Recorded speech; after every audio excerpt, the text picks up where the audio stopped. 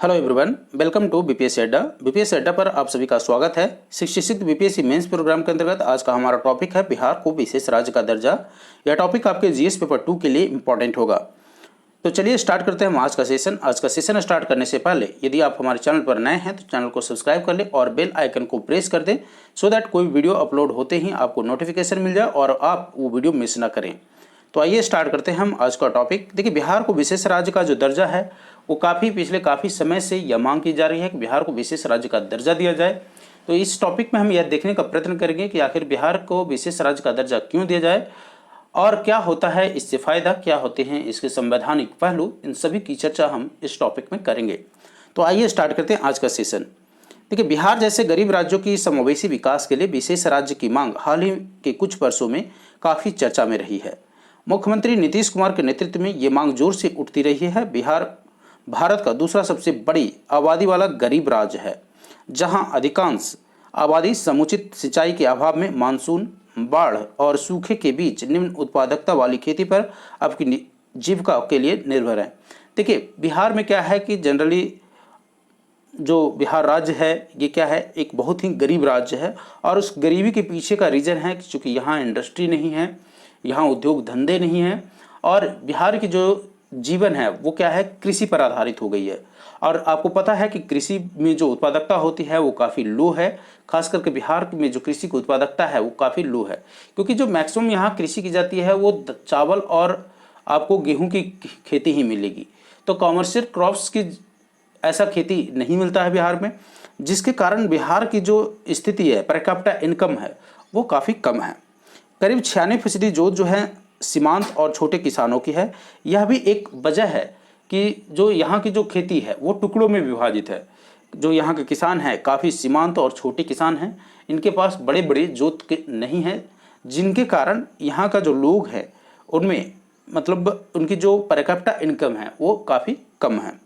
वहीं लगभग 32% परिवारों के पास ज़मीन नहीं है। यहाँ के जो लोग हैं लगभग 32% जो लोग हैं उनके पास ज़मीन का अभाव है। बिहार के 38 जिलों में से लगभग 15 जिले बाढ़ के क्षेत्र में आते हैं, जहां हर साल कोसी, कमला, गंडक, महानंदा, पुनपुन, सोन, गंगा आदि नदियों की बाढ़ से करोड़ों की संपत्ति, जानमाल, आधारभूत संरचना और फसलों का नुकसान होता है। कोसी नदी के बाढ़ के पानी से बिहार के कई जिलों में तबाही मचती रही है। विकास के बुनियादी ढांचे, सड़क, बिजली, सिंचाई, स्कूल, अस्पताल, संचार आदि का नितांत अभाव तो है ही, हर साल बाढ़ के बाद इनके पुनर्निर्माण के लिए अतिरिक्त धन राशि की चुनौतियां भी बनी रहती है। देखिए, एक तरफ तो बिहार में क्या होता है कि जनरली आप देखेंगे कि जो बुनियादी संरचना होनी चाहिए जैसे सड़क, बिजली, सिंचाई, स्कूल, अस्पताल, संचार, इन सब का अभाव तो है ही, लेकिन कोसी के जो बाढ़ आता है उससे क्या होता है कि ये सारे इंफ्रास्ट्रक्चर ध्वस्त हो जाते हैं और इनको फिर से पुनर्निर्माण करने के लिए अतिरिक्त धन की आवश्यकता पड़ती है। पिछले 7-8 सालों में बिहार की जो सालाना विकास दर की अगर हम बात करें तो बिहार की सालाना विकास दर अन्य राज्यों की तुलना में बेहतर रही है। अगर जो स्टेट जीडीपी अगर ग्रोथ देखेगा तो यहाँ का जो स्टेट जीडीपी ग्रोथ है पिछले 7 से 8 वर्षों में आप देखेंगे कि बिहार जो भारत के अन्य राज्यों की तुलना में बिहार की जो स्टेट जीडीपी जो ग्रोथ है, जो बिहार का विकास दर है वो काफ़ी भी बेहतर है। इवन आप देखेंगे कि ओवरऑल अगर हम भारत की ग्रोथ रेट से कंपेयर करें तो बिहार की जो ग्रोथ रेट है वो ज़्यादा बनती है। कहा यह भी जाता है कि जब बिहार की विकास दर ऊंची रही है तो क्या बिहार को विशेष राज्य का दर्जा दिया जाना चाहिए। देखिए, जब लॉजिकल चीज़ें निकलती है, जब निष्कर्ष की बातें निकलती हैं, बिहार को जब भी विशेष राज्य की दर्जा देने की बात करती है तो एक तंत्र ऐसा भी है जो अपना पक्ष रखते हैं कि देखिए बिहार की जो ग्रोथ रेट है, बिहार सरकार तो हमेशा डबल डिजिट में बिहार की ग्रोथ रेट दिखा रही है, तो क्या बिहार को विशेष राज्य का दर्जा दिया जाना उचित है। बिहार से झारखंड के अलग होने के बाद खनिज संपदा से मिलने वाली रॉयल्टी के नुकसान के साथ जरूरी वित्तीय क्षतिपूर्ति नहीं होने के कारण विकास कार्यों में बाधाएं बढ़ी है। अब हम देखने का प्रयत्न करेंगे कि बिहार को एवं बिहार विशेष राज्यों के लिए जो संवैधानिक पहलू है उसको देखने का प्रयत्न करते हैं। अर्थात जो संविधान में विनिर्मित है कि आखिर क्या होनी चाहिए विशेष राज्य की दर्जा के लिए, क्या है संवैधानिक पहलू, उसको देखने का प्रयत्न करते हैं। संविधान के भाग 21 में अनुच्छेद 371 से 371 ज तक 12 राज्यों के संबंध में विशेष प्रावधान किए गए हैं। इन राज्यों के नाम हैं महाराष्ट्र, गुजरात, नागालैंड, असम, मणिपुर, आंध्र प्रदेश, तेलंगाना, सिक्किम, मिजोरम, अरुणाचल प्रदेश, कर्नाटका एवं गोवा। देखिए, इसको अरुणाचल कर लीजिएगा, अरुणाचल प्रदेश, कर्नाटका एवं गोवा। तो ये 12 राज्य हैं जिनके संविधान के भाग 21 अनुच्छेद 371 से 371 ज तक में इन टोटल 12 राज्यों को विशेष राज्यों के संदर्भित किया गया है, विशेष राज्य का दर्जा दिया गया है, अर्थात विशेष श्रेणी का दर्जा दिया गया है। इसका उद्देश्य इन राज्यों के पिछड़े इलाकों में रहने वाले लोगों की आवश्यकताओं को पूरा करना या इन राज्यों के जनजातीय लोगों आर्थिक एवं सांस्कृतिक हितों की रक्षा करना है। देखिए, इनका जो उद्देश्य है, बेसिकली जो उद्देश्य है वो क्या है, इनके जो आवश्यकताओं हैं उनकी पूरा करना एवं इन राज्यों के जनजातीय लोगों को आर्थिक एवं सांस्कृतिक हितों का रक्षा भी करना है। देखिए, मापदंड की अगर बात करें तो क्या है क्राइटेरिया, जिसको हम बोलते हैं कि क्या होनी चाहिए क्राइटेरिया विशेष राज्य प्रदान करने के लिए, उसको हम देख लेते हैं। इसके मापदंड में उपयुक्त जो भी क्षेत्र को हम विशेष राज्य का दर्जा दे रहे हैं वो पहाड़ी इलाका होना चाहिए, दुर्गम क्षेत्र होना चाहिए, आबादी का घनत्व जो है वो कम होना चाहिए, जनजातीय आबादी अधिक होना चाहिए। और इसमें से देखिए, जो अगर हम पहाड़ी इलाका की बात करें तो बिहार नहीं है, दुर्गम क्षेत्र बिहार नहीं है, आबादी का कम घनत्व बिहार नहीं है, सबसे ज़्यादा घनत्व जो है आबादी का वो कहाँ पर है, बिहार में ही है। जनजातीय आबादी का अधिक होना ये भी बिहार में नहीं है। लेकिन इसके अन्य क्राइटेरिया की अगर हम बात करें, जैसे पड़ोसी देशों के साथ लगे होना, अंतर्राष्ट्रीय सीमा बिहार में है, लेकिन बिहार की जो अंतर्राष्ट्रीय सीमा है वो नेपाल के साथ है और इन भारत और नेपाल में काफ़ी ही शांति प्रिय संबंध है।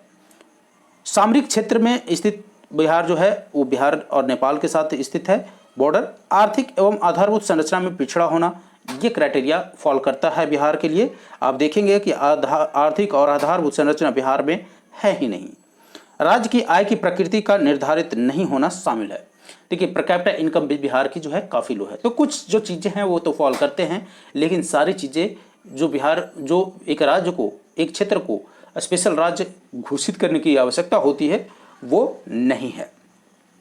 पूर्व में राष्ट्रीय विकास परिषद अर्थात एनडीसी के द्वारा निर्धारित प्रावधानों के अनुसार सामरिक महत्व के अंतर्राष्ट्रीय सीमा पर स्थित ऐसे पहाड़ी राज्यों को विशेष श्रेणी का राज्य का जो दर्जा प्रदान किया जाता था जिनके पास स्वयं के संसाधन स्रोत सीमित होते थे। देखिए, पूर्व में क्या होता था कि जो विशेष राज्य का दर्जा जो दिया जाता था उनको ऐसे राज्यों को दिया जाता था जिनके पास स्वयं के संसाधन काफ़ी कम होते थे। अब लाभ क्या होता है, विशेष राज्य, किसी भी राज्य को अगर विशेष राज्य का दर्जा दिया जाता है तो उससे लाभ क्या होता है उसको हम देखने का प्रयत्न करते हैं। इन मापदंडों को पूरा करने वाले राज्यों को केंद्रीय सहयोग के तहत प्रदान की गई राशि, जो केंद्र के द्वारा राशि प्रदान किया जाता है, उसमें 90% तो अनुदान होता है और 10% ऋण होता है। वहीं अगर हम अन्य राज्यों की बात करें तो अन्य राज्यों में क्या होता है, केंद्रीय सहयोग के तहत 70% जो होता है वो ऋण होता है और 30% ही अनुदान होता है। इसको समझते हैं कि क्या है, इसको देखिए समझना नितांत आवश्यक है। अगर मान लेते हैं 100% कोई भी फंड रिलीज होता है तो उसमें 90% जो होता है, अगर विशेष राज्य का दर्जा है, विशेष श्रेणी का दर्जा है, तो उसमें 90% क्या होता है, अनुदान होता है, अर्थात ग्रांट होता है। उस पर कोई भी सरकार को पैसा चुकाने की आवश्यकता नहीं है। लेकिन 10% जो होता है उसका ऋण के तौर पर होता है। लेकिन अगर कोई भी किसी भी राज्य को विशेष राज्य का दर्जा नहीं है तो उसमें क्या होता है, उसमें आपके जो 100% अगर कोई फंड रिलीज होता है तो उसमें 70% तो आपका ऋण हो गया और जो 30% होता है, 30% जो अर्थात 30% राशि जो होता है वो क्या होता है, आपके लिए अनुदान होता है। तो ये अंतर आ जाता है। यहाँ पर आपको 70% जो ऋण होता है इसके वापस करने होते हैं और इस पर आपको इंटरेस्ट भी चुकाने होते हैं, लेकिन 30% पर आपको इंटरेस्ट चुकाने नहीं होते हैं या आपको ग्रांट के रूप में मिल जाता है, अनुदान के रूप में मिल जाता है। लेकिन वहीं अगर विशेष राज्य का दर्जा अगर आपको रहता तो 90% जो पैसा होता वो अनुदान के रूप में मिलता और मात्र 10% पैसा ही आपको ऋण के रूप में मिलता। तो ये एक बहुत बड़ा बेनिफिट है किसी भी राज्य को अगर विशेष राज्य का दर्जा मिलता है तो।